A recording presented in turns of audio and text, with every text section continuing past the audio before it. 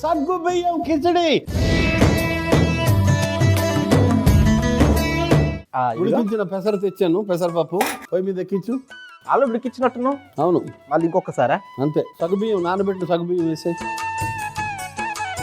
4వ వంతు జగ్గు నీళ్ళు. ఈ విషయంలో బాబాయిని అభినందించాలి. దేనికి?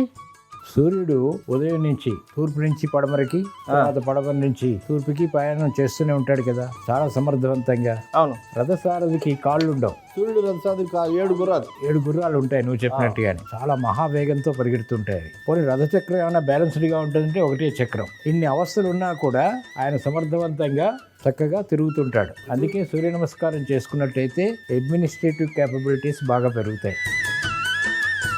వంట మొత్తం నేను చేస్తే క్రెడిట్ మొత్తం బాబాయ్ తీసుకుంటాడు. ఒక్కరు కూడా వచ్చి నన్ను మెచ్చుకోవట్లేరు ఇక్కడ.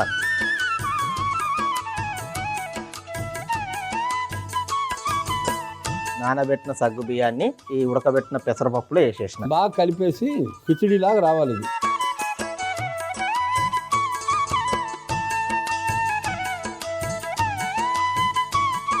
ఉప్పు తగిలించి.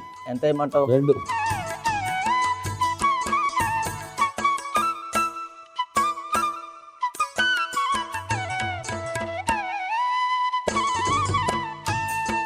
నెయ్యి 2 చెంచాల నెయ్యి.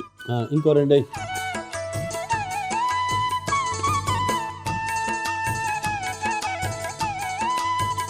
అదే జీలకర్ర కదా వేయాలి? లేదు, అల్లం. అల్లమేనా? జీలకర్ర,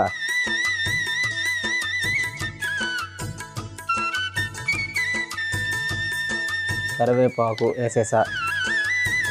ఇంగువ,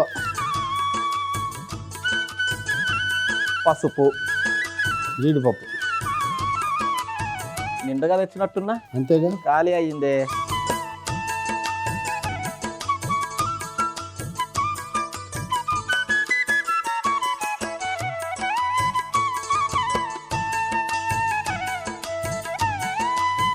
పొయ్యి కట్టేసి. అయిపోయినట్టేనా? అర్థమైంది. దీన్ని తీసి ఈ కిచిడీలో వేసేస్తే అయిపోయినట్టే కదా. కాసేపు ఉంది. కిచిడి వేరే ఇతడి పాత్రలోకి మార్చి 10 నిమిషాలు. ఇంకా ఇవన్నీ కొంచెం క్లీన్ చేయి. ఒక్కసారి దీన్ని గమనించు. 10 నిమిషాలు పూర్తయితే అయింది. ఇది కూడా పూర్తయినట్టేనా? ఆ తాలింపులో సగం వేసేయి చెప్తా.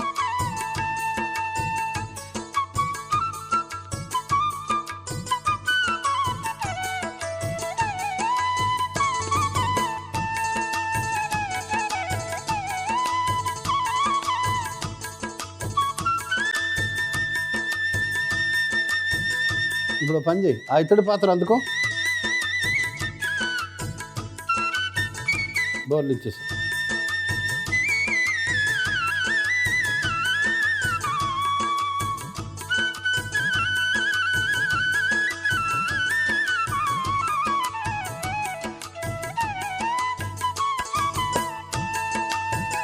మిగతా పోపు అంతే దీనిలో వేసే. మిగిలిన తాలింప.